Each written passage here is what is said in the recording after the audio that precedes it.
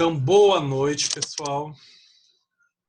Vê se aparece agora no modo apresentação aí. Tá Sim. aparecendo? Não. Ainda não? Ele tava, agora voltou. Tá. Então, gente, hoje o assunto nós vamos falar sobre dependência química, tá? Claro que vocês já viram esse conteúdo em outras disciplinas, vão continuar vendo, vão revisitar em outras, e cada uma vai dando um ângulo diferente, um olhar diferente, né? Voltado para sua disciplina.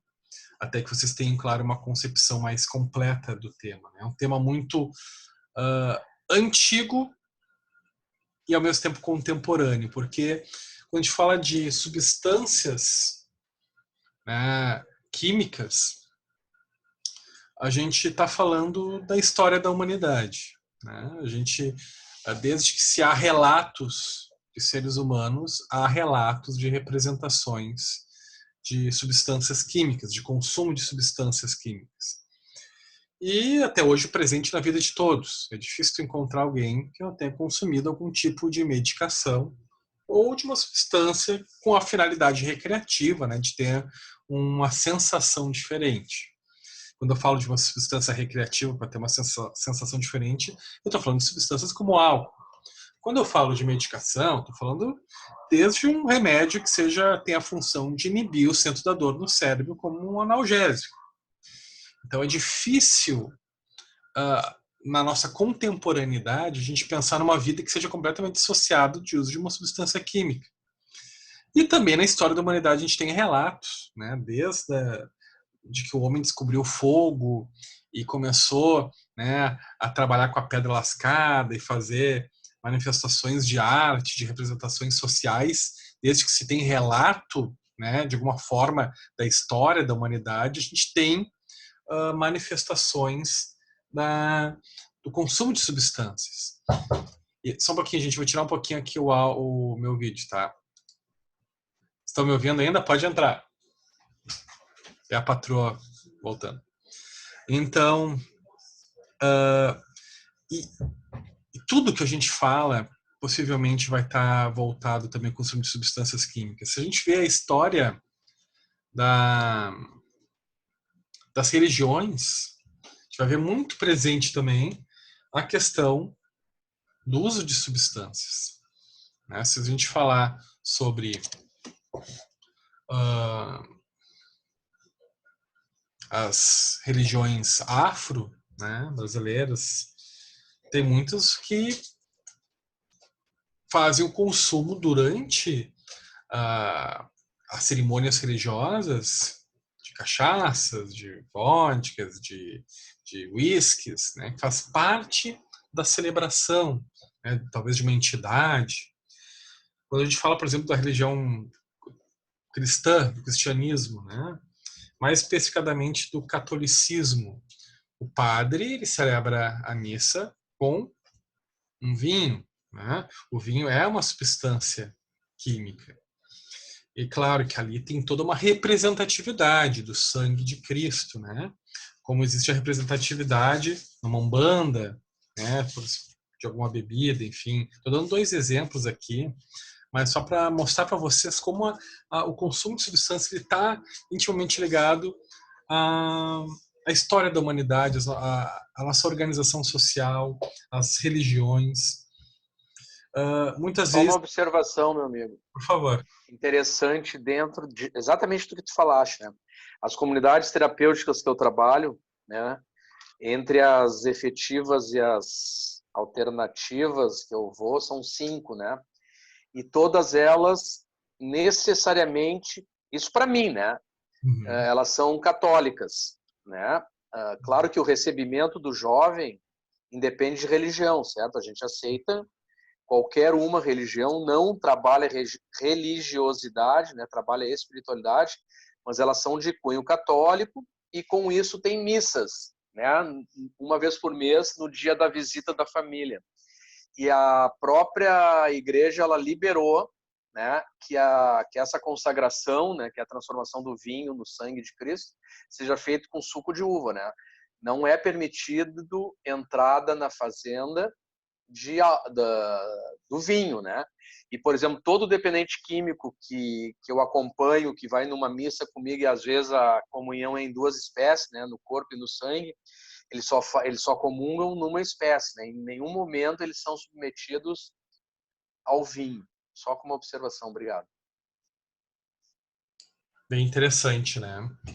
Uh, tem casos de padres com histórico de dependência química que param de fazer celebração, conseguem autorização para fazer a celebração com suco de uva, né? Já ouvi relatos também. Assim como eu já tive pacientes, eu nunca tive um paciente padre, mas eu tive pacientes da Umbanda. E já teve situações onde a gente teve que trabalhar essa questão do consumo da substância, mesmo que seja a entidade, está usando um veículo, né, que é o corpo de uma pessoa que está adoecida. Então, há todo o trabalho para, né, às vezes, para tu conscientizar de não, vamos estabelecer esse teu contato com a tua espiritualidade, com a tua religiosidade, no caso, de uma forma que o teu corpo suporte. Eu tenho certeza que, obviamente, as tuas entidades religiosas, né, os teus princípios religiosos vão entender que tu precisa ter saúde, né? Então, e às vezes é difícil fazer esse trabalho com o paciente, tu conversar, explicar, né? E separar essas coisas. Às vezes é tranquilo, às vezes nem tanto, né? Às vezes o paciente ele se utiliza da cultura, da questão religiosa para criar crenças que a gente chama de crenças permissivas. Já vê isso mais em teorias e técnicas. São crenças que a pessoa cria para validar, para autorizar, permitir a si mesmo o uso, né? Então, às vezes, essa questão entra aí, não, poxa, é ano novo, né? Tem que brindar. Então, nós temos rituais sociais onde o uso da substância ele também é comum, né? Às vezes, tu vai lá num coquetel de uma empresa, estão servindo substâncias químicas lá, né? E às vezes tu não tem nem muita... Ou tu bebe ou tu fica sem beber nada no início, porque às vezes serve aqueles coquetéis no início que só tem o coquetel de frutas, né? E não tem a sensibilidade de, naquele iniciozinho também servir uma água. Tem lugares às vezes que fazem isso. E tem bons rituais de virada de ano, né, que se usa o champanhe, né, nossa cultura ocidental. Então, a questão do uso da substância está muito intimamente ligado à nossa organização social, à nossa questão da nossa religiosidade, a questão do nosso vínculo com as pessoas, nosso vínculo com nós mesmos, né? E a gente vai falar um pouquinho sobre isso também hoje, tá? Embora nosso principal foco seja a questão dos efeitos, como é que isso repercute no cérebro. Hoje, no final da aula... Para, Lara. Deita aqui. Perdão, gente. Hoje, no final da aula, eu vou mandar uns vídeos para vocês. Eu acho que eu ainda estou com eles. Se não tiver, eu vou criar de novo. É um vídeo que eu fiz com feijões, mostrando como é que acontece nas sinapses neuronais a diferença de drogas que são perturbadoras do sistema nervoso central ou estimulantes do sistema nervoso central ou depressoras. Então, para mostrar como é que acontece nas sinapses neuronais entre um dendrito, né, de recepção e um axônio, né, de terminal ali de liberação. Pode entrar. Então, hoje vocês estão acompanhando o movimento da casa, é assim mesmo. Então, assim, pessoal, a gente vai começar então falando de uma forma um pouco mais conceitual sobre drogas, né? Entender o que é droga, o que é substância psicoativa. Muitos já devem ter visto, mas a gente revisitar nunca é demais, tá? Então, vamos iniciar falando sobre drogas. Drogas é tudo aquilo que altera o funcionamento do meu organismo, tudo aquilo que é artificial. Artificial no sentido assim, de que não, partindo do pressuposto de que é algo que não é natural do meu corpo, tá? Que não é uma produção natural do meu corpo.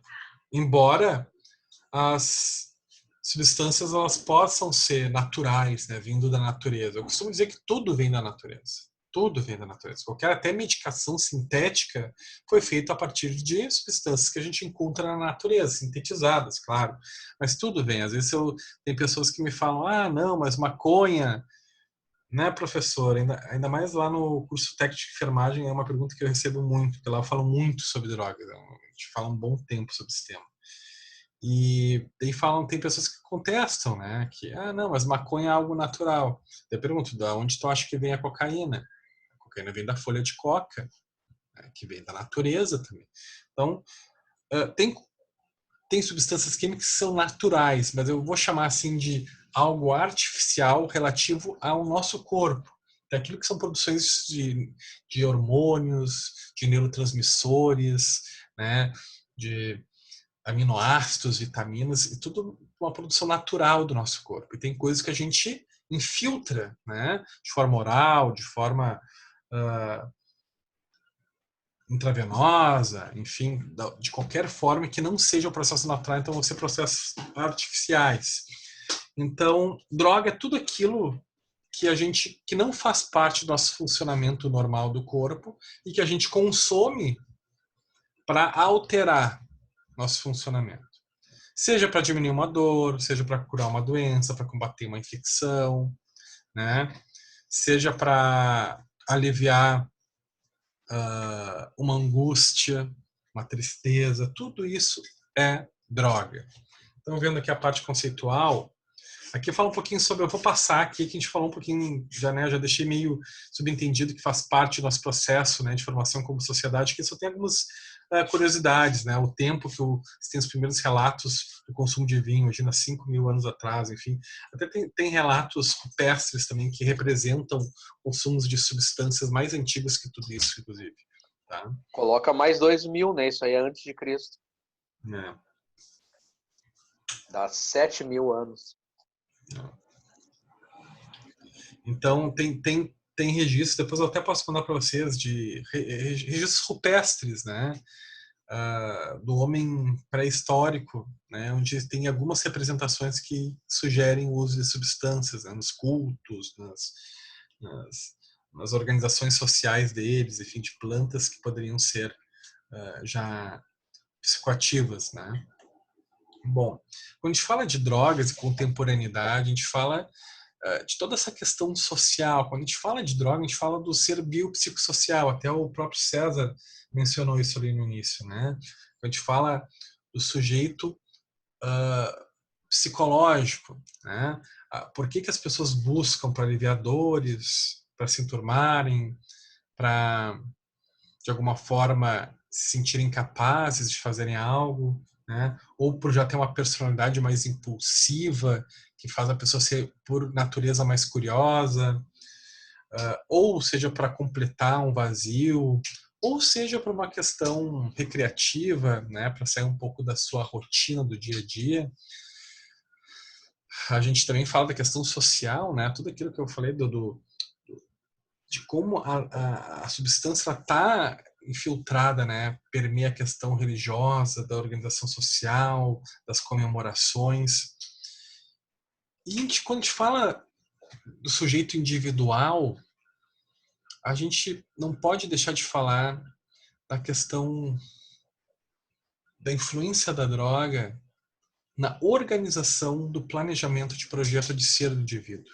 Porque todo mundo nasce, como diria o Aristóteles, né, com uma potência para ser transformada em ato. Todo mundo tem um potencial. E todo mundo quer colocar esse potencial em ato, de alguma forma, a serviço de si mesmo, dos outros, da sociedade, ou para quem, ou o que ele ama. Né? Então, às vezes as pessoas querem fazer isso da forma errada. Né? Se tu pegar uma pessoa com uma conduta criminosa, muitas vezes tu vai ver uma intenção positiva, que a gente chama, não necessariamente uma intenção boa, é diferente de intenção positiva de intenção boa, né? Socialmente adequada. O cara queria roubar porque queria dar um videogame legal para a filha, porque queria ter dinheiro para poder viajar. Bom, na visão dele, ele tinha uma intenção de ter coisas boas, de colocar o seu potencial em ato das pessoas que ele ama, né? Em prol das pessoas que ele ama. Então todo mundo tem um projeto de ser voltado a fazer o que pode de melhor para si, para os outros, para o mundo, para as pessoas que amam, ou aquilo que ele ama, né? E a droga, muitas vezes, quando ela entra dentro de um projeto de vida, ela tende a causar uma ruptura, né? Uma cisão, ainda mais quando a gente fala de dependência química ou uso abusivo. A gente fala de uma interrupção de um fluxo normal de um projeto de ser, porque as pessoas não conseguem mais colocar seu potencial em ato, não conseguem mais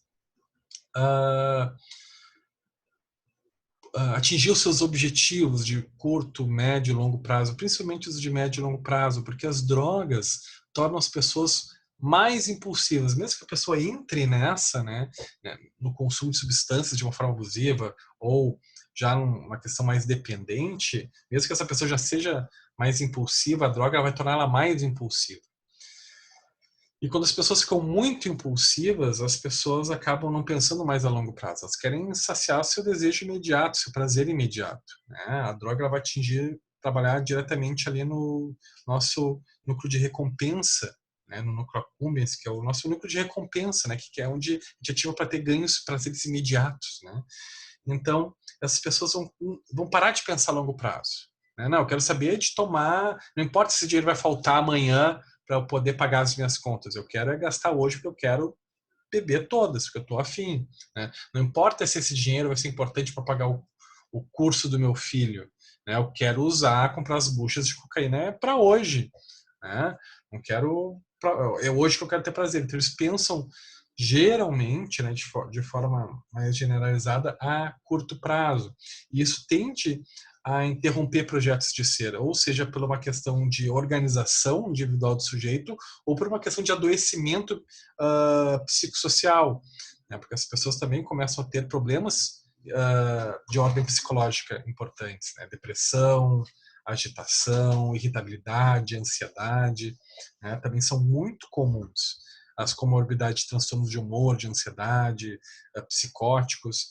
Então, há um adoecimento psíquico e adoecimento também físico, porque a gente também fala de condições clínicas do sujeito. Né? Tem pessoas que acabam tendo AVCs, tendo paradas cardíacas, tendo problemas de pressão, entrando em quadros de diabetes, tendo problemas circulatórios, hepáticos, de toda a ordem pelo consumo de substâncias mais variadas.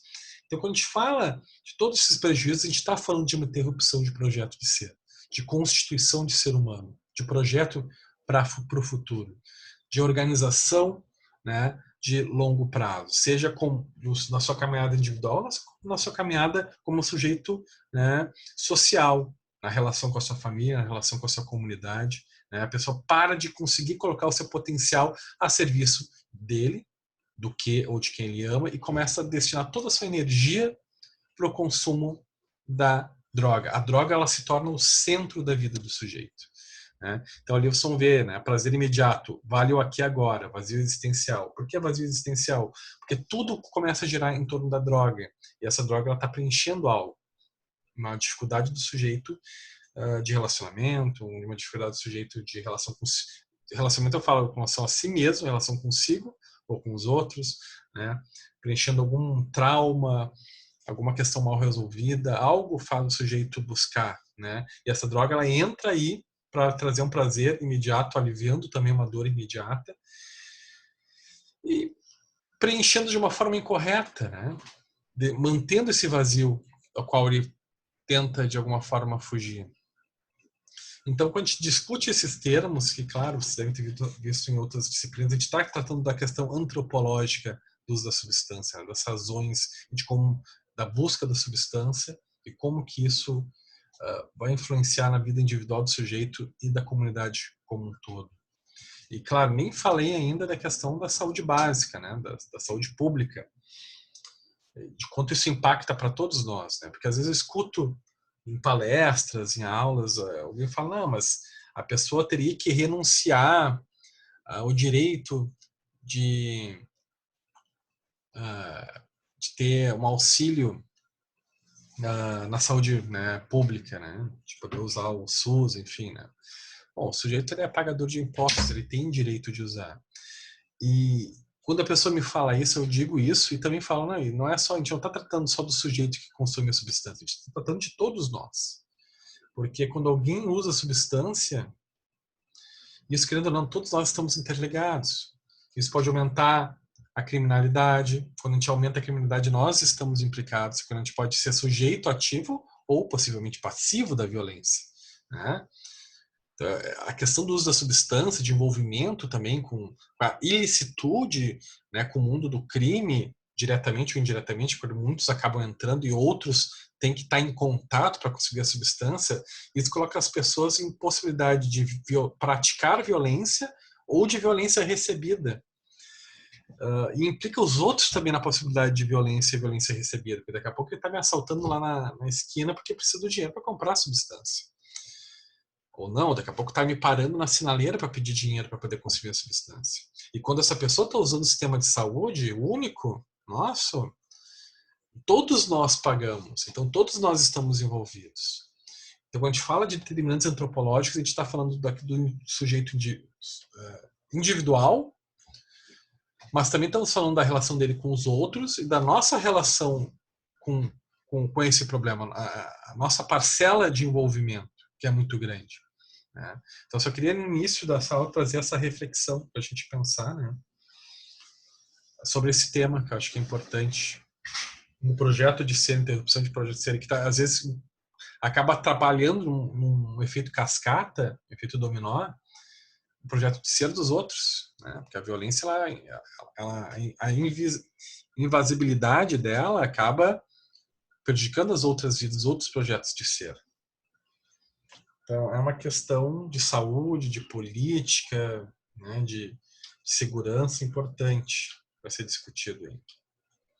Então, aqui o conceito de droga que eu vi com vocês, é o termo utilizado para designar todas as substâncias químicas que alteram as funções do organismo vivo, resultando em mudanças fisiológicas ou comportamentais, né? Né? Porque a substância droga, ela vai alterar o organismo, mas também ela pode gerar alterações, né? E geralmente deve gerar alterações comportamentais, principalmente quando a gente fala das psicoativas. Boa noite, Vete, seja bem-vindo. Então, por quê? Porque quando a gente fala de substância psicoativa, a gente está falando de substâncias que vão mudar a nossa consciência, a nossa percepção do mundo, a nossa cognição, as nossas emoções. Quando a gente muda isso, muda também o nosso jeito de reagir ao mundo, o nosso comportamento, né? E o comportamento, ele pode ser endógeno ou exógeno. Quando a gente fala de comportamento endógeno, a gente está falando do meu corpo, como é que meu corpo se comporta. Então, toda substância vai gerar uma mudança no comportamento, seja psicoativa ou não.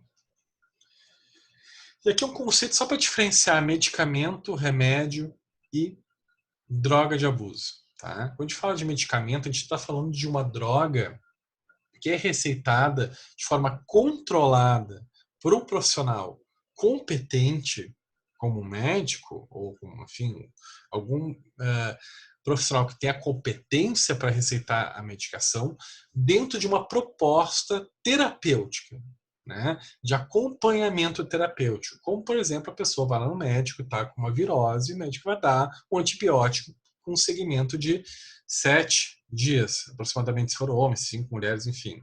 Então, isso é um emprego da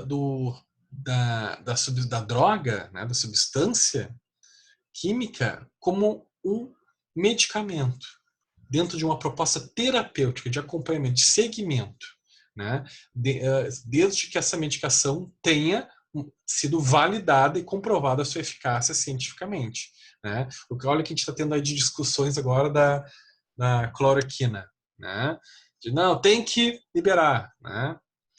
Nada contra. Quando me perguntam se eu sou de direita ou de esquerda, eu falo, não sou nem de direita nem de esquerda, eu sou de ladinho, porque é de ladinho que eu lhe acho, como direi Ivete, né?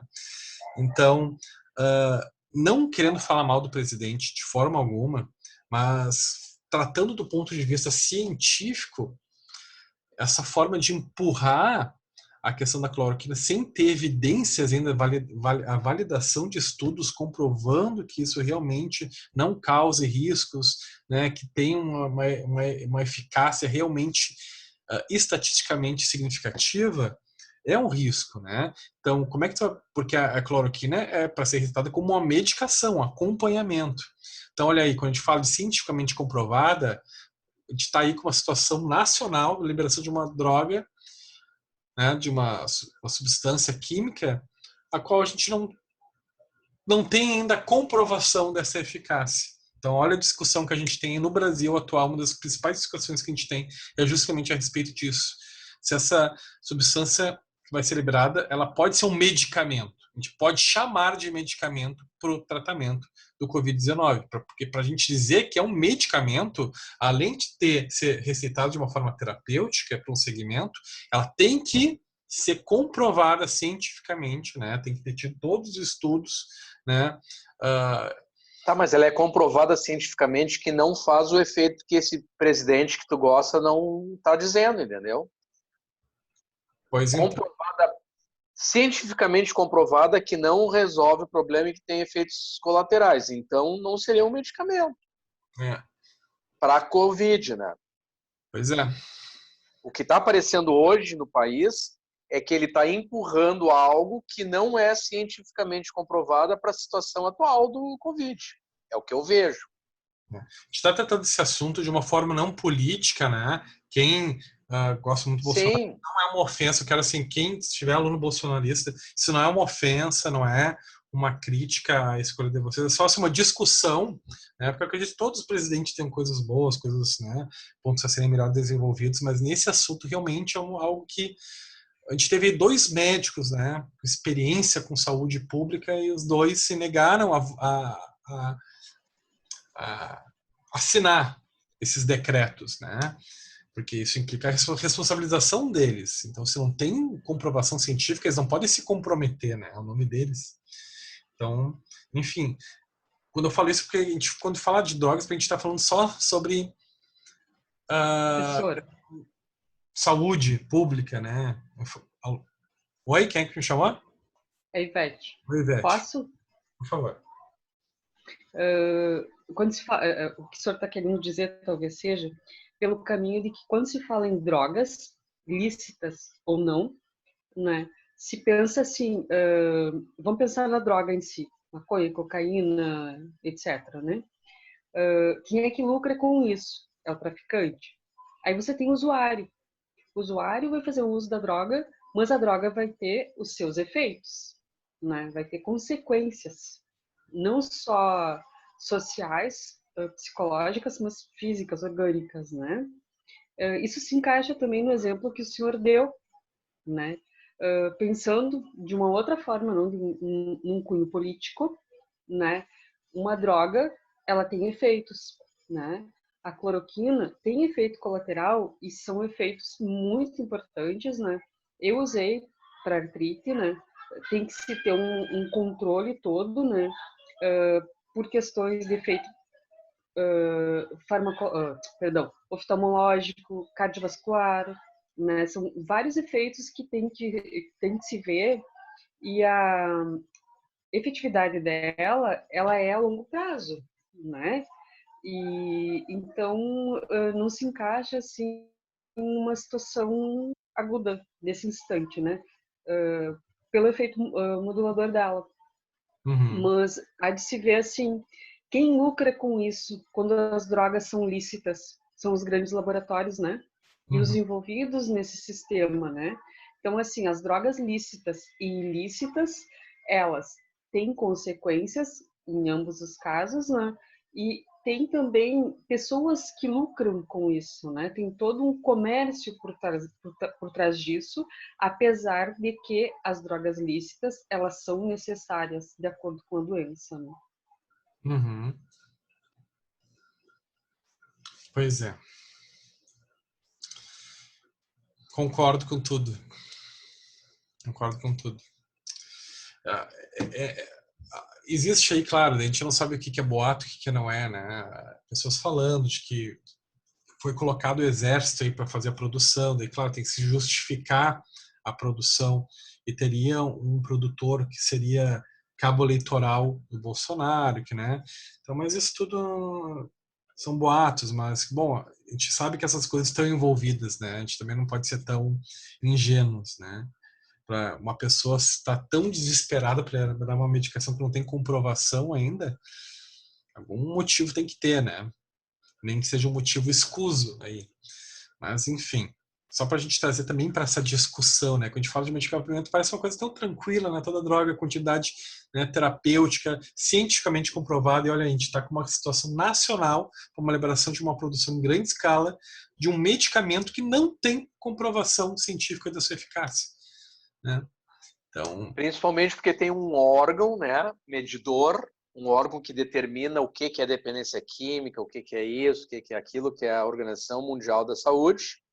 E ela já disse, em bom tom, em letras garrafais, que esse medicamento não é para tratar a Covid-19, da forma que o nosso presidente está determinando. Então, com certeza, eu concordo com a Ivete, e agora tu reforçou. Existem aspectos políticos, né, de interesses pessoais atrás dessa fabricação em grande número de uma medicação que comprovadamente não foi feita. Mas... ok.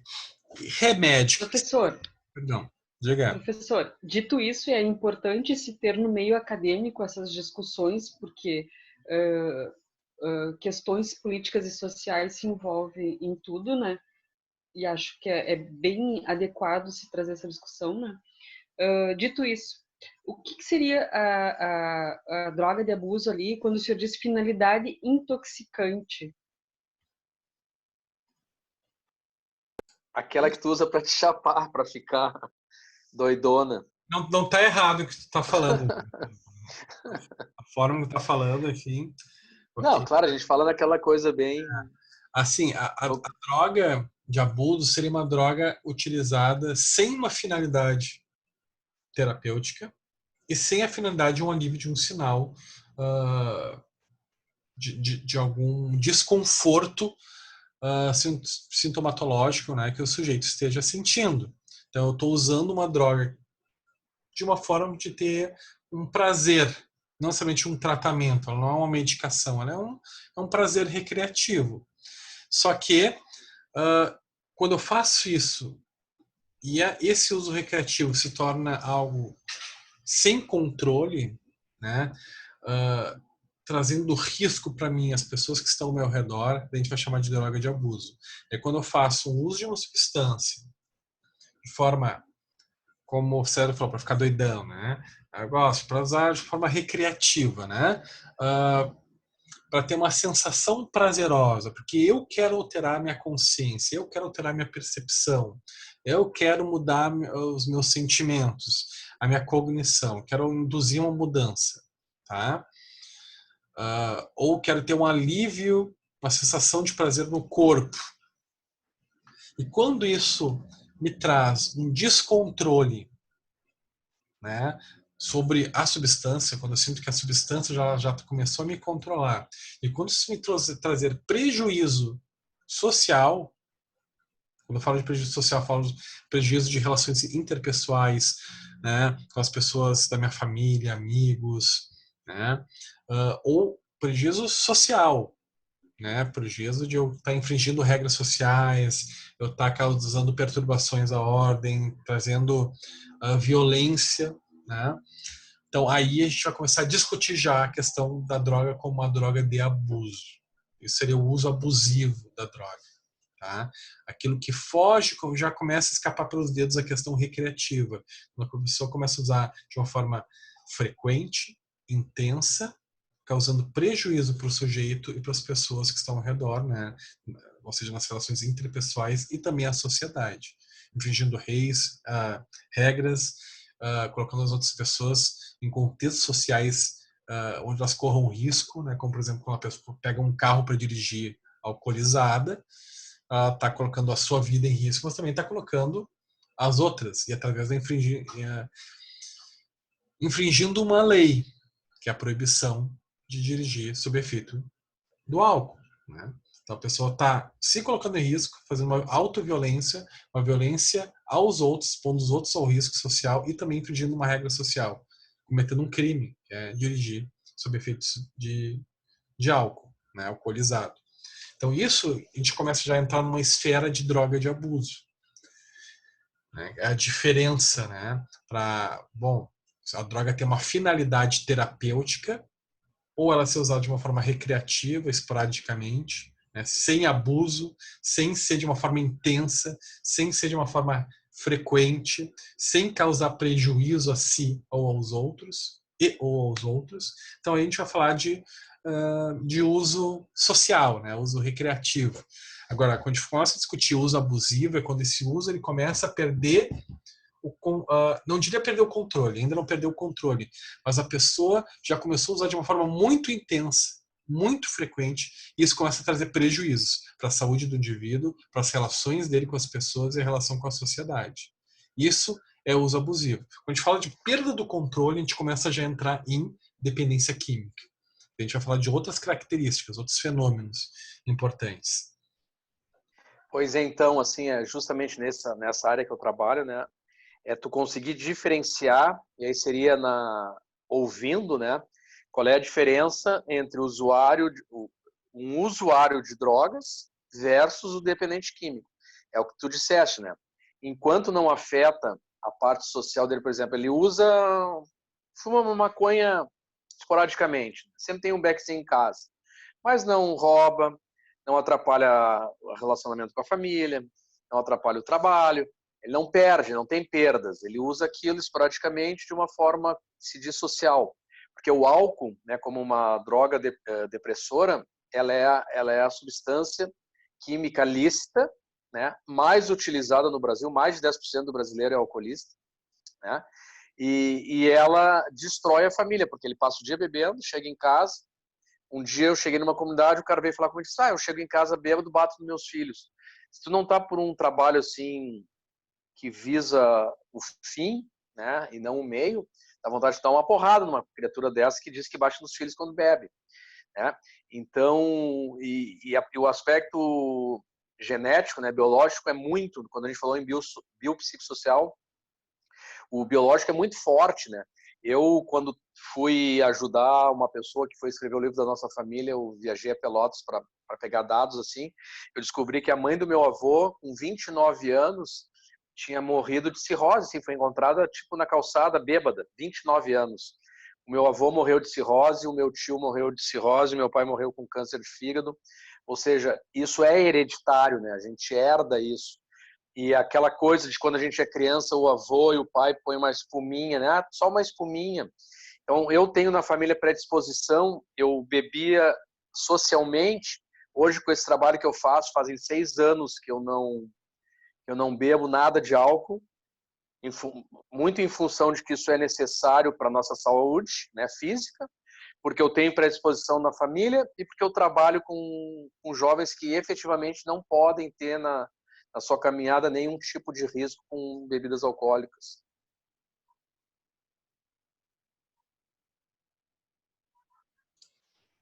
É isso aí, obrigado por me ouvir em silêncio. Não, César, a gente sabe que tu trabalha, né, com isso, acho que vai ser bem importante a tua contribuição hoje. Sinta-se à vontade sempre, todos, né, todos para colocarem.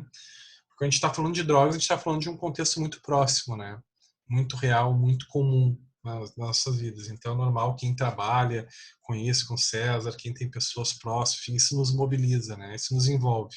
E é bom essa sensação de envolvimento, essa sensação de responsabilidade social acerca desse assunto, isso é muito positivo. E até te diria, né, que quando alguém vai buscar uma droga, como a maconha, ou seja qual for, né, numa boca, e faz isso com ilicitude, né, porque não é permitido ainda o uso, enfim, eu não vou entrar, isso eu com certeza não gostaria de entrar hoje, porque isso daria um tema para uns 2 encontros só, né, a questão da liberação ou não das drogas, enfim, né, mas quando a pessoa vai buscar uma droga que é ilícita e está querendo ou não, ele está cometendo um crime, né? É uma conduta, não vamos usar a palavra crime, vamos usar a palavra assim, está tendo uma conduta ilícita naquele momento, né? Então seria aquela socialmente aceita naquele momento. E também está fomentando aí uma indústria aí, né? Do tráfico, da violência. Então, querendo ou não, do ponto de vista do abuso, um dos critérios já estaria atendido, que é a questão social de estar causando um prejuízo social. Ah, mas aí tu pode me colocar, tá, mas a maconha tem outras drogas que são lícitas, como o tabaco, né, o álcool, e causam prejuízo. Se a gente for ver realmente as pesquisas, a gente vai ver que, quando a gente falar principalmente até de atendimento em saúde básica ou em saúde terciária, nos setores terciários de saúde, a gente vai ver que a incidência de internações ou de atendimentos em hospitais dias para dependentes de álcool e de cigarro, né, é maior do que os de maconha, né? E por que que um é liberado e outro não, né? Ao mesmo tempo, a gente tem estudos lá fora, como na Holanda, que demonstram que quando tu libera, tu também tem aumento dos índices de pessoas que usam maconha necessitando de acompanhamento, né? É um tema bem obtuso, assim, bem difícil, bem difícil de a gente entrar, né? Mas é um tema que dá bastante pano para manga. Mas concordo, César, com tudo que tu colocou, assim, só botando isso dentro da questão da maconha. E quando a gente falar da maconha, a gente vai ver que a maconha ela tem uma característica de que é ser uma droga que está ligada muito a uma desorganização psíquica do sujeito. Muitas pessoas que usam, tem pessoas que têm uma sensibilidade maior do que as outras para maconha. E essas pessoas que têm uma sensibilidade, não são poucas, acabam às vezes tendo quadros de delírio, de alucinações. Esquizofrenia também, né? Isso, né, que a gente fala de esquizofrenia, a gente está falando desse quadro de delírio, mais alucinação, mais sintomas negativos como alterações de afeto, comportamentais, enfim, importantes. Então, e as drogas perturbadoras do sistema nervoso central são as que estão mais intimamente ligadas aos transtornos psicóticos, muito embora a cocaína, crack também produzam efeitos importantes e estejam associadas, né? Mas a maconha ela tem uma ligação mais íntima. Até quando eu trabalhei em CAPS, trabalhei 6 a 7 anos em CAPS, AD, e quando eu te via fazer a anamnese clínica dos pacientes, o histórico, né, breve de vida dos sujeitos, a gente via que a maioria dos pacientes que tinham comportamentos psicóticos tinham feito uso intenso da maconha. Isso é uma curiosidade, uma coisa que eu acho incrível, assim. E antes de entrar, eu era um estudioso, né, a respeito do assunto antes de entrar nos CAPs. Né? Quando tu entra nos CAPs, tu vê a realidade, né? Então, assim, quando a gente fala de droga, de abuso, a gente está falando de um conjunto de fatores, onde essa questão de infringir regras sociais, de causar prejuízo à tua rede social, aos outros, né? Não só a ti, né? E claro, mas a gente também está falando de um consumo. Quando a gente fala de droga de abuso, tem que ter um consumo frequente e intenso. Também tem que ter isso. Não é só a questão de estar infringindo uma regra social. Né? Tem que ter o consumo intenso e frequente, a ponto de trazer prejuízos. Bom, pode estar casado com a questão de infringir uma regra social, porque daqui a pouco a pessoa está o tempo inteiro indo lá na boca, se colocando em risco, colocando outros em risco também, daqui a pouco fazendo dívidas, porque quer fazer um consumo intenso da substância. Pode estar ligado ou não, tá? Vou seguir aqui, vou passar aqui para a gente ver. Acho que agora vai ter a explicação do que é substância psicoativa. Quando a gente fala de substância psicoativa, nós já estamos falando, na verdade, né? É as drogas que vão repercutir no funcionamento do nosso sistema nervoso central. Eles vão alterar nosso nível de consciência, a capacidade de estar consciente a respeito de quem nós somos, do que o mundo é, né, com relação a esse conceito de consciência, de estar também desperto e lúcido, a nossa capacidade, nosso nível de lucidez. Ele vai estar relacionado também com as nossas percepções, porque ele vai alterar as nossas percepções a respeito de nós, também dos outros e do mundo, ele vai alterar nossa qualidade perceptiva. E também são substâncias que vão gerar, né, alterações cognitivas, né, de memória, de atenção, de capacidade de análise, uh, de organização do pensamento, tudo que a cognição vai afetar e também vai causar alterações afetivas no nosso humor, na qualidade do nosso afeto. Então, justamente para as substâncias atuarem no sistema nervoso central, elas vão gerar, muito possivelmente, alterações de consciência, de percepção, cognitivas e emocionais. E as substâncias que geram essas mudanças, a gente vai caracterizar, né, categorizar em 3 categorias principais. Uma são as depressoras do sistema nervoso central, outras são estimulantes do sistema nervoso central e outras vão ser as perturbadoras do sistema nervoso central. Tá? Hoje a aula eu quero falar um pouquinho de como é que é o mecanismo de ação delas e como é que elas vão repercutir no nosso funcionamento cerebral, quais são as consequências neurológicas delas no nosso funcionamento cerebral. Claro, vamos finalizar depois falando sobre o conceito de dependência química, né? Qual a diferença da dependência química para uso recreativo, uso abusivo, que a gente já está tratando, na verdade, né?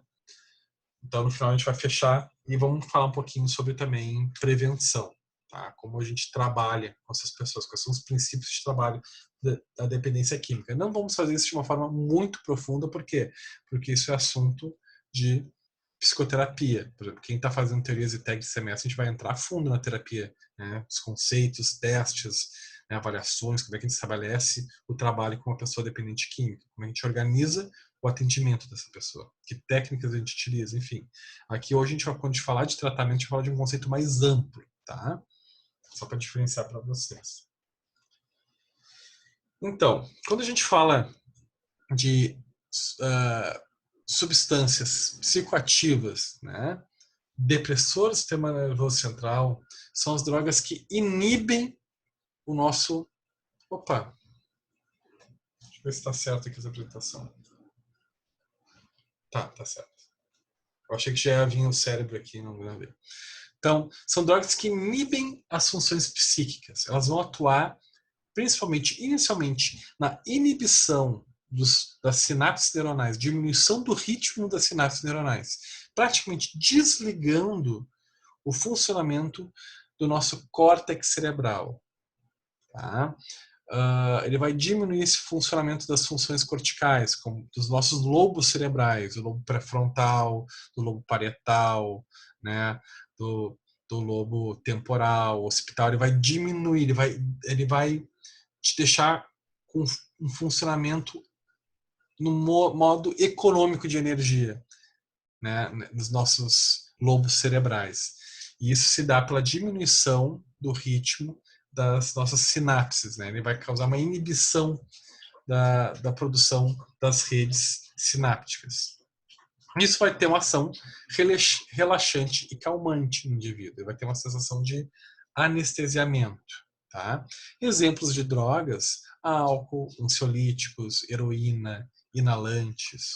Tá? São exemplos de drogas depressoras do sistema nervoso central. Por que a gente chama de depressoras? Porque ela vai causar a depressão no sentido de inibição, de diminuição no funcionamento do nosso córtex cerebral. E é no sentido de fora para dentro. Ele começa agindo no nosso córtex cerebral e vai indo para as zonas mais subcorticais. Depois vai lá para diencéfalo, para tronco cerebral. Tá? Ele começa agindo de fora para dentro. Tá? A única região subcortical que ele age praticamente ao mesmo tempo do córtex seria o hipotálamo. Tá? Mas ele age assim, de fora para dentro. Começa agindo, diminuindo o funcionamento das nossas funções corticais e vai indo, quanto mais tu beber, mais a intensidade, mais profundamente vai sendo essa inibição. Até desligar completamente o córtex cerebral e atingir o nosso tronco cerebral. Quando isso acontece, a gente pode entrar em quadros de coma alcoólico. Tá? Até a pessoa poder ter uma parada cardiorrespiratória, que é quando no tronco cerebral o álcool começar a inibir a função do nosso bulbo raquidiano. O bulbo raquidiano ele vai atuar nas nossas funções autônomas, né? Batimento cardíaco, respiração. Né? Quando atinge essa área, as pessoas têm paradas cardiorrespiratórias, pela essa inibição da zona subcortical.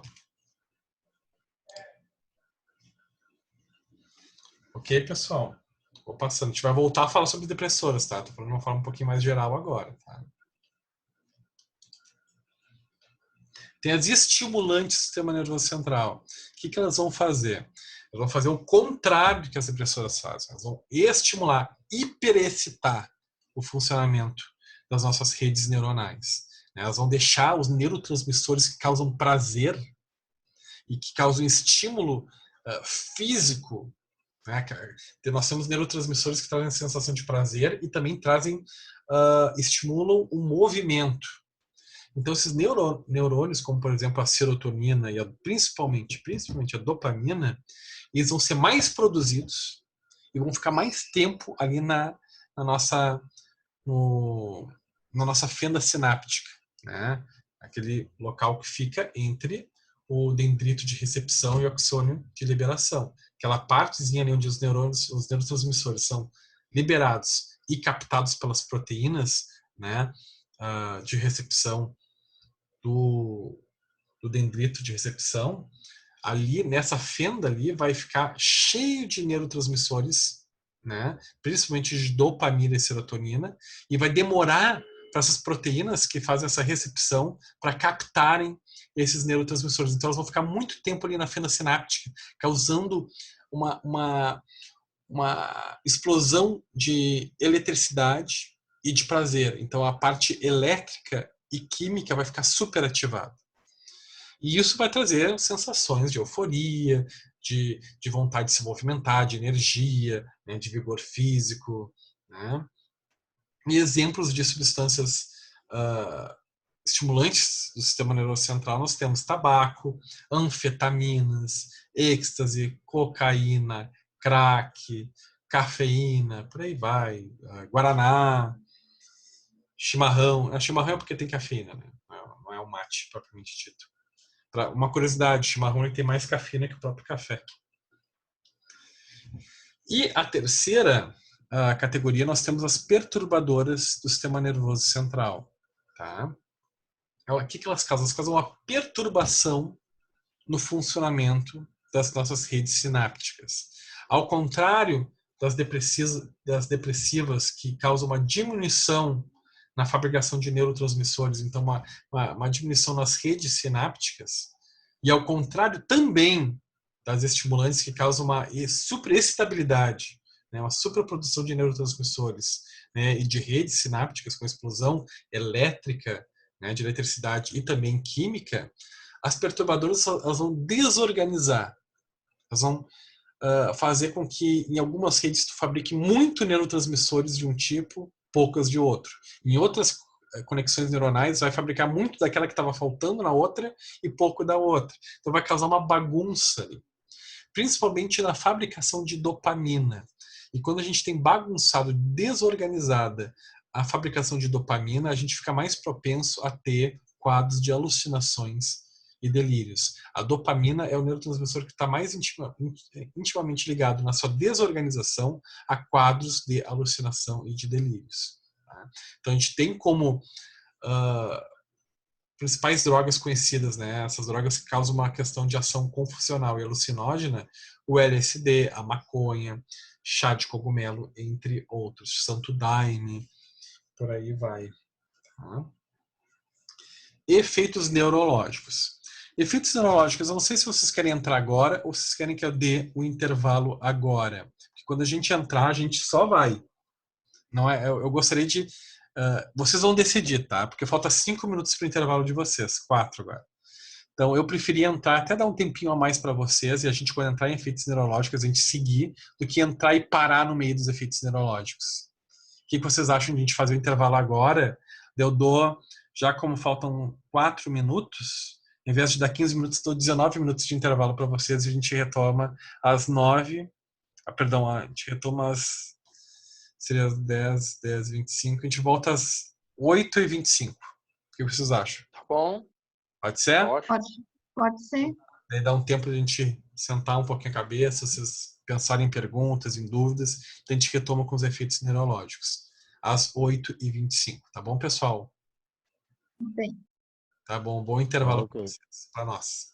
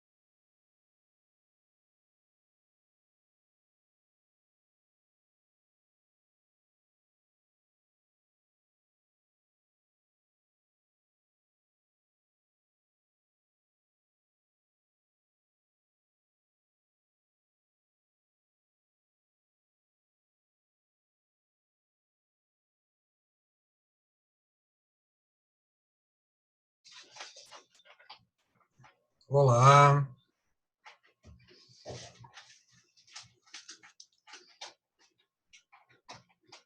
Vou botar lá no Eu grupo. tô por... Hã? Não, eu tô por aqui já. Ótimo. Eu também.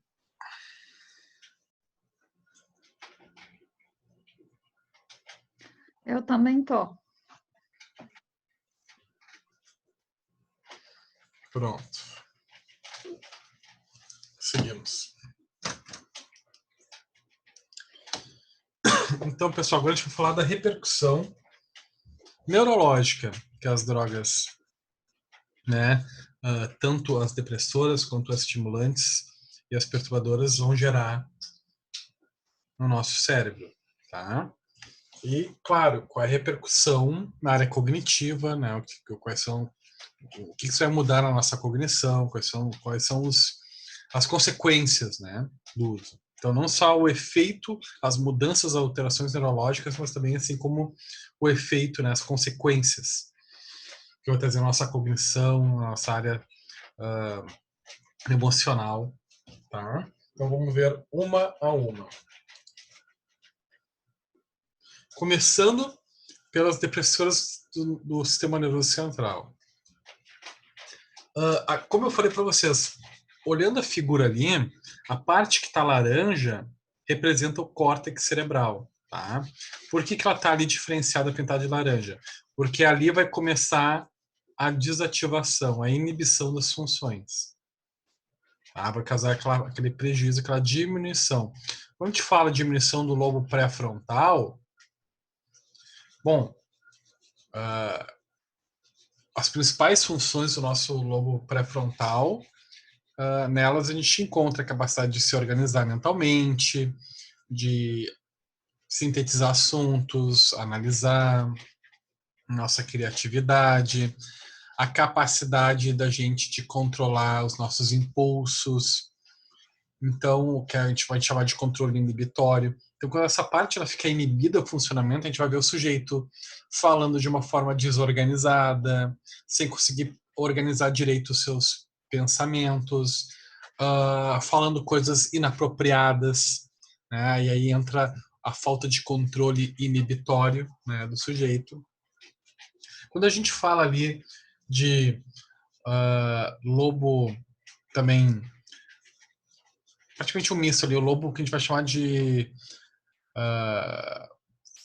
parieto frontal, né, ou órbito frontal parietal, que é a junção dos dois, a gente vai falar ali existem funções que são mais motoras, né, entre o parietal e o lobo frontal.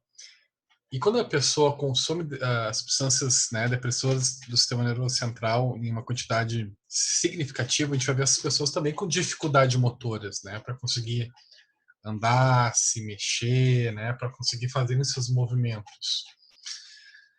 Quando a gente fala também em lobo temporal, a gente está falando também da interpretação de estímulos auditivos. E essas pessoas muitas vezes vão escutar as coisas de uma forma prejudicada, né? Às vezes escutam de uma forma deformada as coisas. Então elas têm dificuldade para escutar e para conseguir até prestar atenção para escutar. Isso também vai prejudicar a qualidade da avaliação sonora, da interpretação dos estímulos sonoros. Quando eu falo dificuldade da atenção, estou falando de novo de uma função frontal, mas também que vai estar ligada aí na interpretação dos estímulos auditivos ao lobo temporal. Nunca viram aquela piadinha de que não existe homem feio, existe mulher que não bebeu o suficiente, ou o contrário, não existe mulher feia, existe homem que não bebeu o suficiente. Querendo ou não, essa brincadeira de ser um mau gosto, eu até diria, criaram, né, mas que é uma brincadeira, dou como exemplo, que é muito conhecida, ela tem um fundo de comprovação neurológica. Por quê? Porque o nosso lobo occipital, que é responsável pela interpretação dos estímulos visuais, ele vai ficar também inibido. Então, a gente pode acabar tendo uma interpretação de coisas que a gente achava que era de uma forma, visualmente, de uma outra forma, né? Então, pode causar uma alteração na nossa avaliação perceptiva visual, né? E modificações. Quando eu fiz uma coisa que eu não queria ter feito na festa, né? Tá? A nossa capacidade de julgamento do que é certo e errado. O julgamento do que é certo e errado também está ligado com o lobo frontal ali, que uma alteração que eu esqueci de falar. Então, tem muitas coisas. Quando tu vê a pessoa falando com a voz, parece que uma abelha picou a língua. Isso é a parte motora, ali, órbito frontal parietal, como eu falei também anteriormente. Estou citando vários exemplos para vocês, para mostrar o que acontece quando a gente começa a inibir as funções do nosso córtex cerebral. E isso vai indo de fora para dentro, até ir para as zonas subcorticais. Daqui a pouco vai estar atingindo o cerebelo. O cerebelo está ali logo abaixo do lobo entre o lobo occipital e logo na parte posterior também do parietal, né, ali aqui atrás. Então, às vezes vai ver a pessoa não consegue nem mais subir uma escada. Para subir uma escada é uma coisa que a gente faz automático. A gente tem um cálculo que a gente faz no primeiro degrau, o resto vai no cálculo. Quem faz esse ajuste corretivo dos movimentos, esse cálculo, é o cerebelo. Então, o álcool já vai ter chegado ali. Quando a pessoa está cruzando as pernas para conseguir subir a escada e não consegue mais calcular, nem andar direito, que para andar a gente tem um cálculo mínimo que a gente faz, já está entrando numa zona subcortical. Tá? Então, ali, principalmente, a maioria das vezes a gente vai ver alterações a níveis corticais. A pessoa tem que beber muito, mas muito intensamente para atingir as zonas subcorticais, até, por exemplo, um tronco cerebral, tá? Para a pessoa entrar em coma alcoólico. Tá? Realmente a pessoa tem que ingerir muito ou consumir muito uma droga depressora muito intensamente, como daqui a pouco um clonazepam, tá? Que é um benzodiazepínico, mais conhecido como Rivotril, né? Que é o nome artístico do clonazepam. Você tem que consumir uma grande quantidade para tu entrar num coma, né? Por uma substância depressora do sistema nervoso central. Então tem que consumir muito para tu ter as funções subcorticais afetadas. Como consequência dessas alterações, a gente vai ter algumas disfunções neurológicas clássicas. Uma é o blackout alcoólico, tá? Conhecido como amnésia alcoólica. Isso se dá pelo uso muito intenso, muito rápido, um consumo muito rápido de substâncias alcoólicas ou depressores do sistema nervoso central, aliado com um dia onde a pessoa não tenha se alimentado adequadamente. Então, isso pode causar um estado de amnésia. Pode ser através do álcool, pode ser uma amnésia alcoólica, ou pode ser induzida também por outros depressores do sistema nervoso central. A amnésia alcoólica é a mais conhecida, porque é que geralmente está mais associado a desnutrição e carência vitamínica, porque o próprio álcool ele causa um bloqueio vitamínico, uma deficiência vitamínica, né? Entre todos os depressores do sistema nervoso central, o álcool é o único que vai atingir com mais força a produção de vitaminas, né? Inibir a produção das vitaminas naturais que o nosso corpo fabrica, principalmente a vitamina B1, que é a tiamina. Então, quando a gente consome álcool em excesso, em um curto tempo de espaço, isso pode causar danos para a nossa memória anterógrada, né, de curto prazo. A pessoa fica com dificuldade para lembrar o que fez no dia passado. Por exemplo, a pessoa foi para uma festa, bebeu muito rapidamente, muita quantidade, daqui a pouco a pessoa vai ficar com uma lacuna ali de memória, onde ela não vai se lembrar o que ela fez durante a festa. Se lembra o que fez antes, fez depois, e não se lembra o que fez durante. Isso a gente vai chamar de transtorno amnésico alcoólico. Tá? Ele é bem relativamente comum. Embora, se a pessoa faz isso de uma forma muito frequente, esse consumo intenso de álcool, isso pode levar para um quadro ainda mais grave. A gente vai chamar de síndrome de Wernicke-Korsakoff. A síndrome de Wernicke-Korsakoff é quando a pessoa começa a ter uma deficiência muito grande na vitamina B1, que é a tiamina. Tá? A pessoa começa a praticamente parar de fabricar.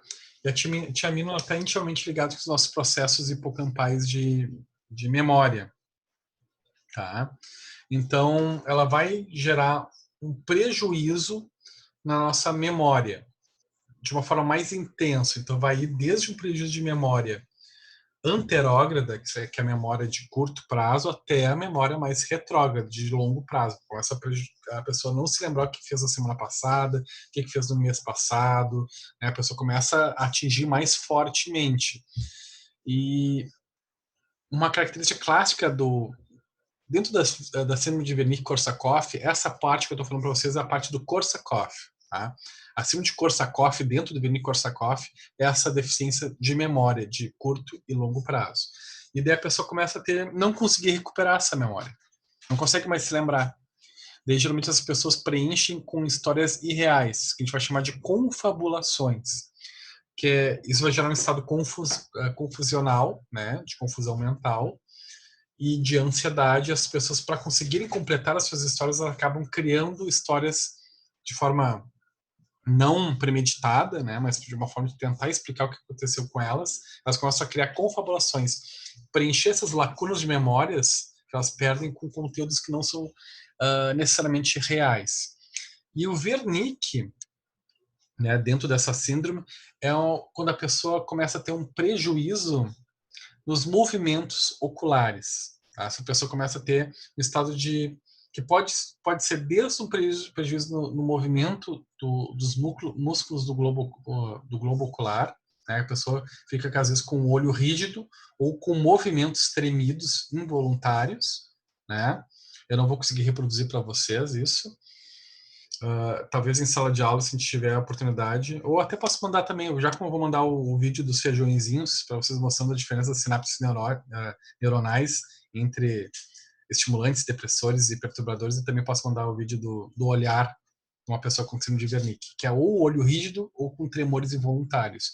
E estado de confusão mental, dificuldade para conseguir pensar e analisar, né, julgar e refletir sobre as coisas, as experiências de vida que essa pessoa vai estar experienciando. Então, essa é a síndrome de Wernicke-Korsakoff, que vai desde uma dificuldade, desde lacunas de memória de curto e longo prazo, que a pessoa não consegue recuperar e preenche com confabulações, até uma falta de controle da parte da musculatura do nosso globo ocular, ligado também a um estado de confusão mental. Confusão mental não chega a ser aquela confusão dos surtos psicóticos. É uma confusão um pouco mais leve, onde a pessoa tem dificuldade para pensar, raciocinar, refletir, né? Julgar as coisas do seu dia a dia. Aqui a gente tem uma tomografia dentro de um corte axial. O corte axial é quando a gente corta aqui, ó. Tá? Quando a foto a gente cortou aqui, a gente vê a metade de cima só, deitado. Então é como se a gente cortasse aqui e deita a pessoa, tá? Aqui a gente vai ver que uma das áreas mais atingidas aqui do sujeito é o tálamo medial, tá? A gente vai chamar de tálamo medial e também tem o tálamo supramedial. Então são as áreas que são mais atingidas aqui. E o tálamo a gente sabe que é um central de distribuição e organização dos nossas funções corticais, né? As funções do nosso cérebro. Então, se a estação de organização dos estímulos está danificada, isso vai gerar, de uma forma generalizada, uma disfunção em várias funções do nosso cérebro. Entre elas, vai estar essas funções do nosso globo ocular, da nossa memória, tá? Ok.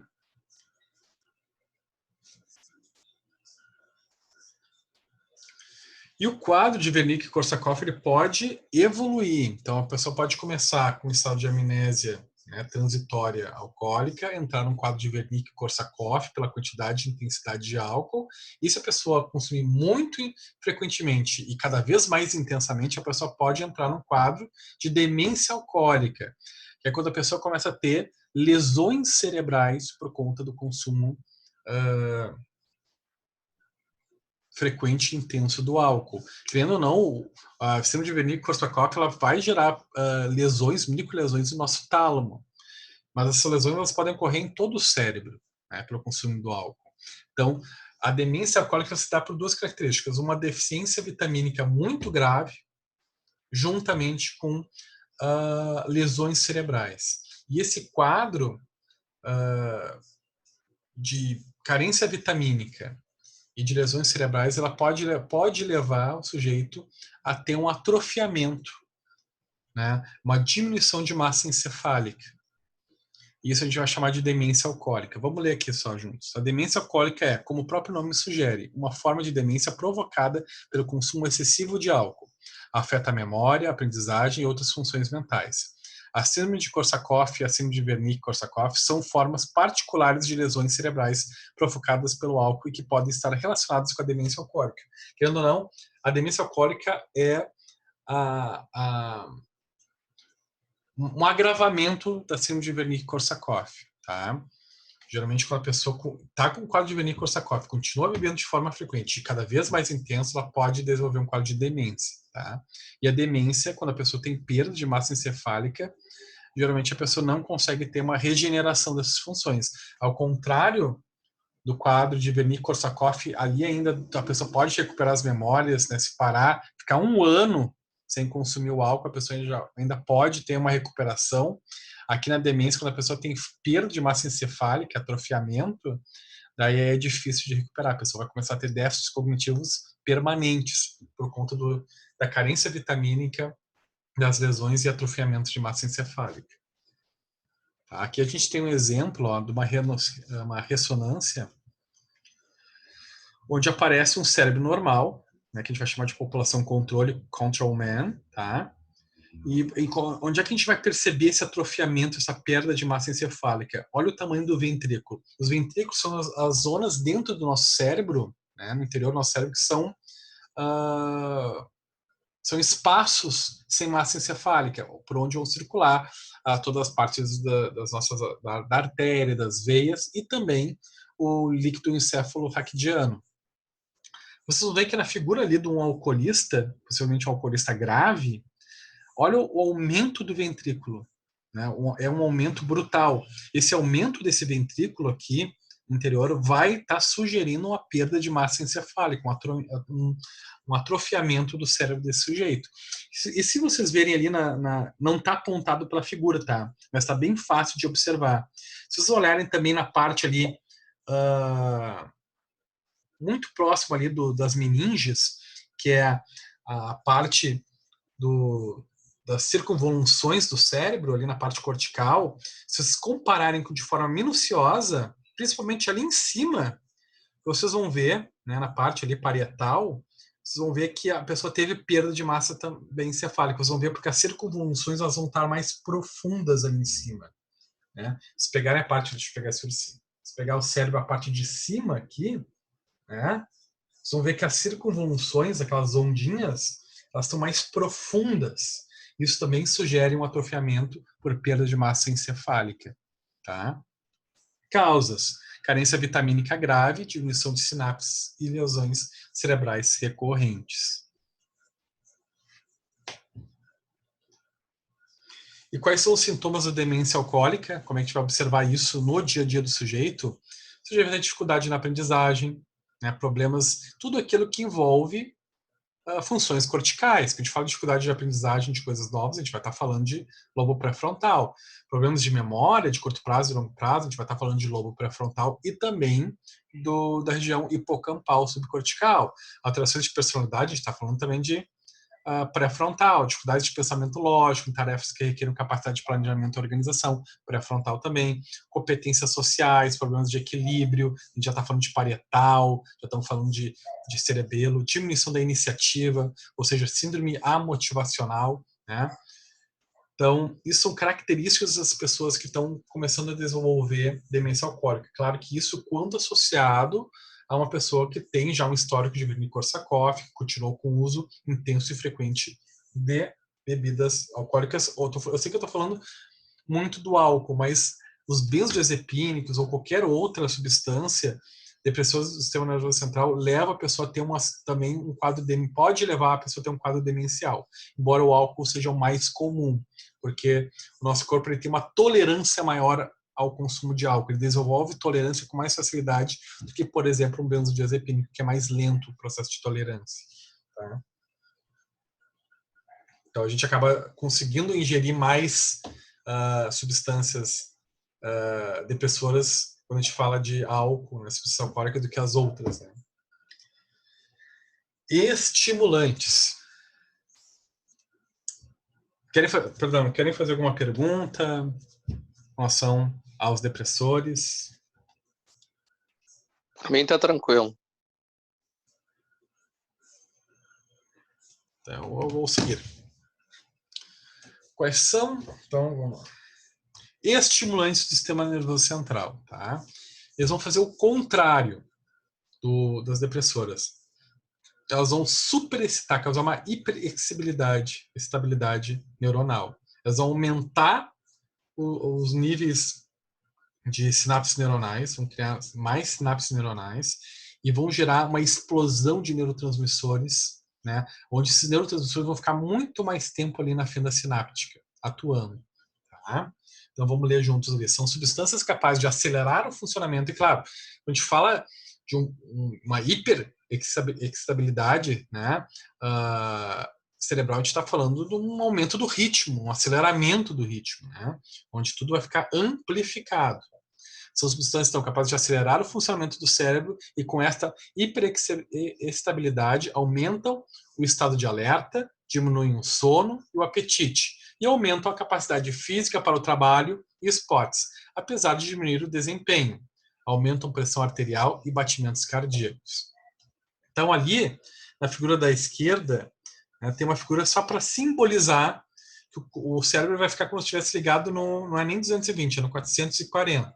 Tá? Então a gente vai estar com um funcionamento elétrico muito mais intenso, por ter muito mais redes sinápticas atuando, e também vai ter muito mais neurotransmissores que vão gerar prazer, euforia, prontidão para o movimento, motivação ali na fenda sináptica e muito mais tempo ali durando. Tá? Isso a gente vai ver ali, como age. Os pesquisadores já sabiam que a cocaína age sobre neurônios. Aqui a gente tem o exemplo da cocaína, tá? Mas os outros também agem de uma forma parecida.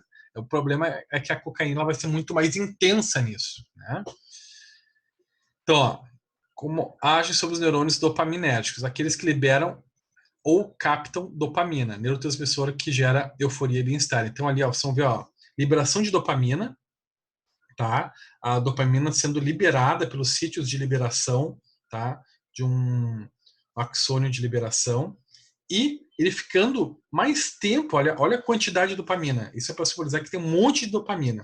Também ali, diria para vocês, teria mais serotonina, mais noradrenalina, com certeza, mas a dopamina é o neurotransmissor que é mais ativado, tá, nos estimulantes do sistema nervoso central. E além de ser superativado, às vezes eles vão demorar mais tempo a serem recaptados, vão ficar mais tempo ali na fenda sináptica, antes de serem captados, né, pelos receptores de proteína de dopamina. Tá? Cada neurotransmissor tem uma proteína no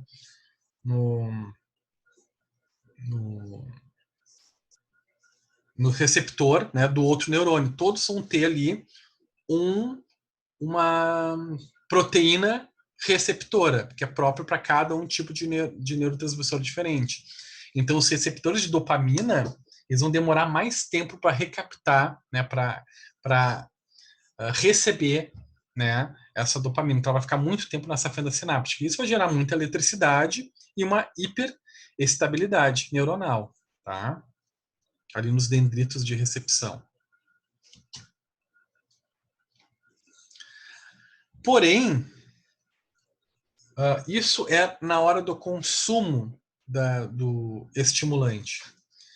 Aqui eu vou botar como exemplo a cocaína, porque o efeito é mais intenso, então a depressão química ele é muito mais intensa numa cocaína do que em qualquer outro estimulante, né? Cocaína e crack são os estimulantes que vão gerar a maior depressão química, né, dentro dos estimulantes. Então, o que acontece? Já como a gente não fabrica dopamina, serotonina, noradrenalina, enfim, esses neurotransmissores a gente não fabrica eles por mágica, né?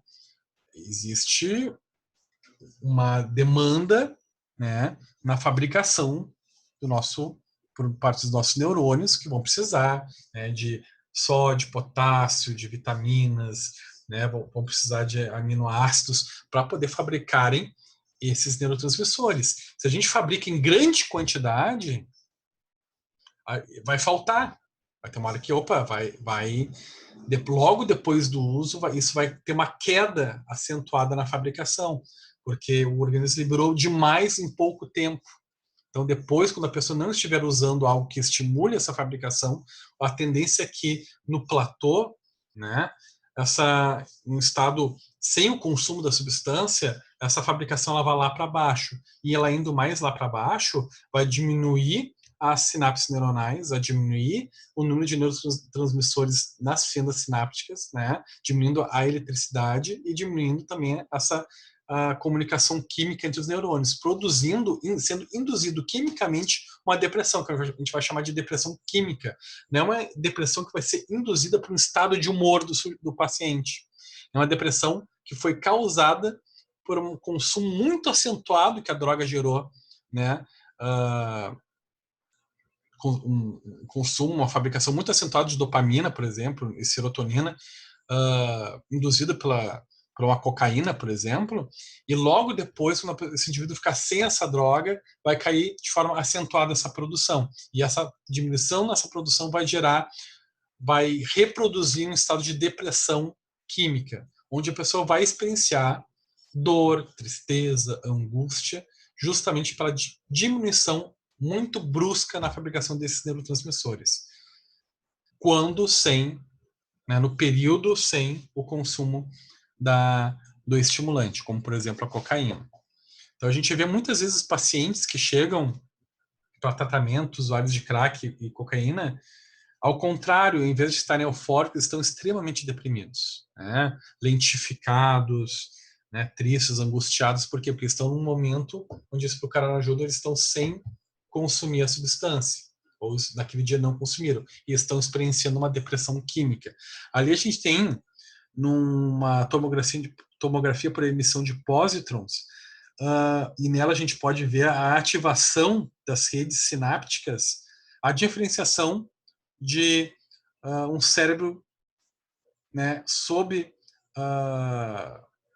um cérebro normal e um cérebro em depressão química pelo uso recorrente de cocaína.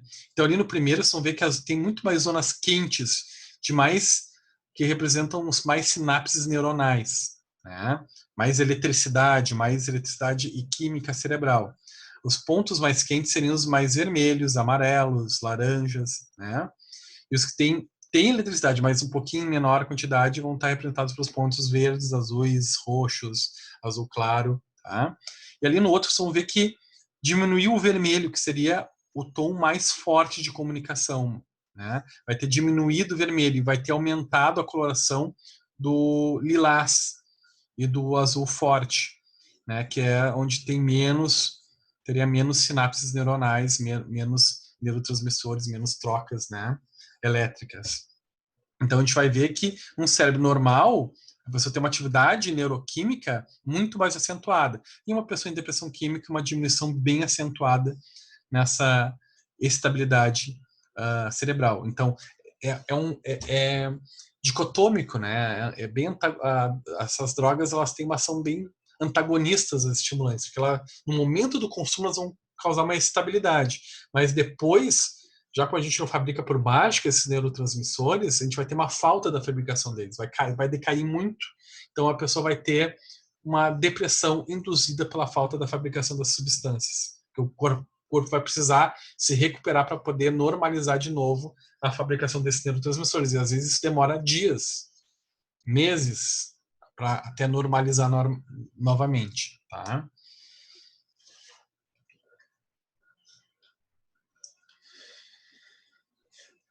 E outro grande risco do consumo de estimulantes se dá pelo aumento da pressão arterial, né, que pode levar as pessoas a terem, né, um acidente vascular encefálico ou cerebral, né, justamente pelo aumento da pressão. Às vezes a pessoa tem um consumo tão intenso e tão frequente que pode levar ao rompimento de vasos sanguíneos no cérebro, né, ou arteriais. Isso pode gerar um quadro de AVC.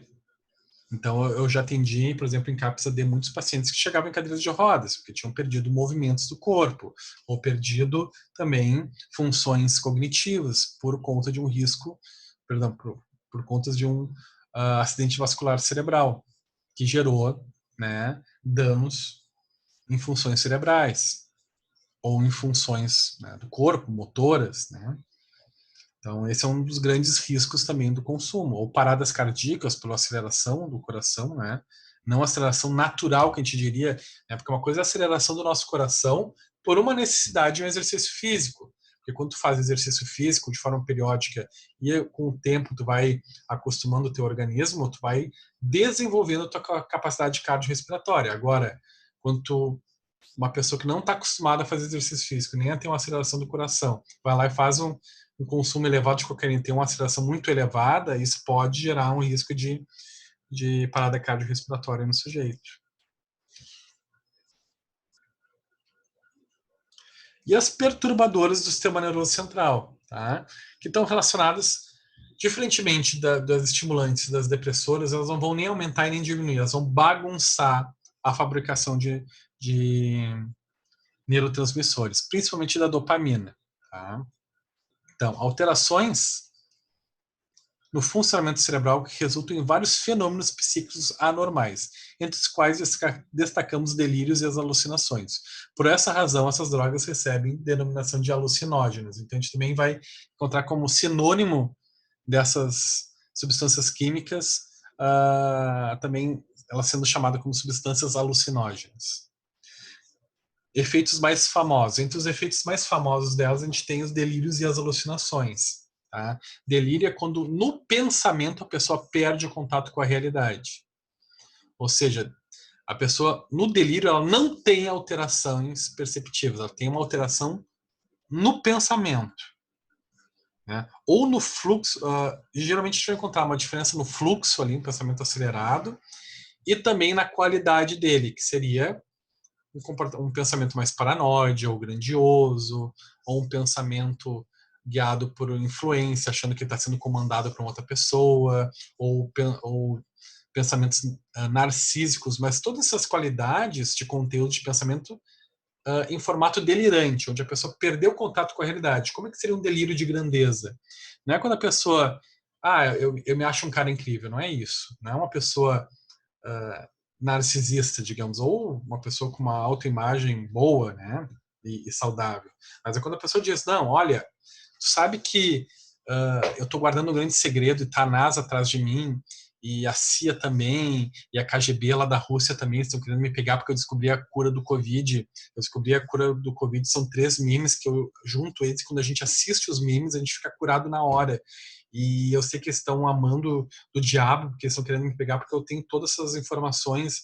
E, claro, Deus está confiando em mim, porque ele diz que eu sou a pessoa mais incrível do mundo. Estão percebendo que é um pensamento que não tem contato com a realidade. Não é real. Né? Não tem, quando o pensamento ele deixa de ter contato com a realidade, a gente vai chamar de delírios. Então, essas drogas vão induzir o sujeito a ter delírios, né? A quadros delirantes, onde a pessoa sai do contato com a realidade, no pensamento. E também, se consumido em grande quantidade, né, pode levar também até alucinações, que é um agravamento do quadro de delírio. É quando a pessoa começa a ter já alterações sensoperceptivas. É quando a pessoa começa a deformar, né, a realidade, começa a ver coisas que não existem. Né? Ou seja, pode ser uma alucinação visual, a pessoa vai ver coisas que não existem, ou pode ser uma alucinação auditiva, vai escutar coisas que não são reais, pode ser uma alucinação tátil, sinestésica, né? Que seria a pessoa sentir coisas andando dentro do corpo dela, sentir movimentos, ou bichinhos, enfim, ou alucinações táteis sinestésicas, coisas caminhando sobre o corpo. Enfim, alucinações de todas as ordens, tá? Que são alterações perceptivas, onde a pessoa vai ver coisas, vai ouvir coisas, sentir coisas que não existem. Então, as drogas perturbadoras podem induzir quadros de delírios e alucinações. Tá?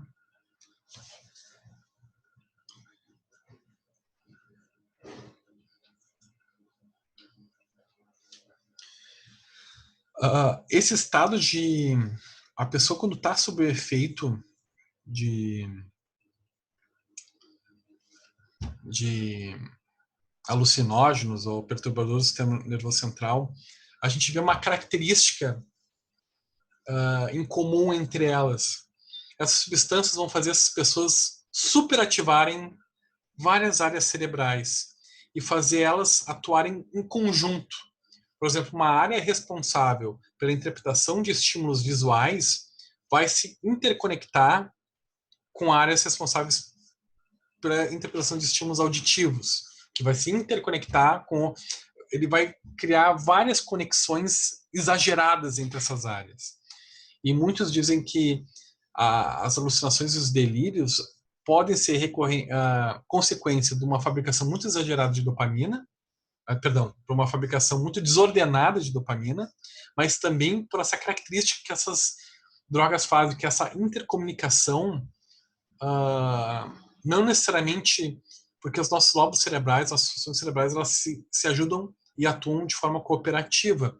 Porém, no consumo de drogas perturbadoras do sistema nervoso central, essas conexões elas vão se dar sem serem por um motivo predeterminado, por uma necessidade do sujeito. Por exemplo, se eu vou sentir o cheiro de um perfume, né, e eu quero saber as notas desse perfume, daqui a pouco eu vou sentir um cheiro e vou dizer, olha, esse perfume tem notas de raspa de limão, de âmbar, de fava tonka, né, de, sei lá, de incenso. Para eu fazer isso, para dizer que um perfume tem notas, por exemplo, de tangerina, esse cheiro, eu tenho que estar sentindo o cheiro, mas eu tenho que também estar conectando meu lobo, as funções responsáveis pelo cheiro, né, junto com a área responsável pela interpretação da gustação, dos estímulos do sabor. Então eu tenho que fazer essa interconexão. E isso eu vou fazer propositalmente. O que acontece diferente em pessoas que a gente vai chamar de pessoas sinestésicas, que são pessoas que, sem essa indução, sem a necessidade, vão fazer essas interconexões sem ter a necessidade. A pessoa vai começar a falar sobre a cor do sentimento, ela vai sentir textura nos sentimentos, isso já essa interconexão exagerada e sem ser induzido por uma necessidade do sujeito pode induzir a pessoa a ter, por esses fenômenos dessas interconexões exageradas, a ter delírios e alucinações, tá? Isso é o que se diz. Então ali vocês vão ver nesse quadro, no quadrinho do meio tem uma pessoa que usou LSD. Vocês vão ver que existe uma interconexão exagerada ali, né? Uma superativação e uma conexão exagerada entre funções cerebrais, elas todas se conectando juntas, o que não é comum. Tá? O cérebro todo ficar ligado e funcionando em conjunto. Né? Todas as áreas se cooperando conjuntamente. Tá? Outros efeitos comuns das perturbadoras. Distorções perceptivas, cores, formas, contornos alterados, fusão dos sentidos, olha aqui, ó, fusão dos sentidos, por exemplo, a impressão de que os sons adquirem forma ou cor. Isso dá pela interconexão exagerada entre áreas cerebrais. Perda da discriminação de tempo e espaço, síndrome amotivacional. A síndrome amotivacional está muito ligada ao uso da maconha, principalmente, tá? As outras perturbadoras não causam síndrome amotivacional, que é falta de vontade de fazer as coisas, falta de vontade de sair de casa para ir trabalhar, ou para estudar, ou para ver as pessoas, né? Geralmente a síndrome amotivacional está muito ligado com a maconha, não as outras.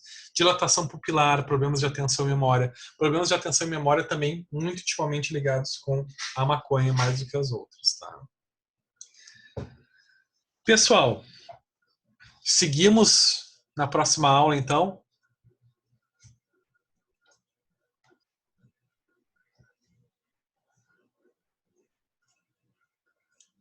Para não ficar jogando muita coisa em cima de você. Foi um prazer escutá-lo. Já respondeu. Por 2 horas. Não, acho que esse tempo é bom, assim, porque a aula é diferente, né? A gente em casa, assim, parado, já na agonia do isolamento, tem um efeito psicológico maior. Do outro lado aqui também. Os professores estão loucos para... Quer dizer, claro que a gente quer dentro de uma possibilidade responsável, né? em questão de saúde pública, mas claro que a gente prefere muito mais ter o contato em sala de aula com vocês, né? Todo mundo prefere. Mas, pessoal, o que vocês acham então? César concorda? Deixamos, porque falta 5 minutos para terminar a nossa aula. 4 agora. Então, prefiro entrar em drogas lícitas e ilícitas e depois entrar nos conceitos de abuso, dependência química na próxima aula. Tá? Para a gente não parar, começar e parar no meio. Pode ser, gente? Ótimo. Melhor. Pode ser. Então, pessoal, Pode. boa noite para você. Boa noite, Ivete, Mônica, Boa noite, Nelson. tudo Boa bom. noite, pessoal. Valeu. Abraço, beijo no coração. Até semana que vem, pessoal.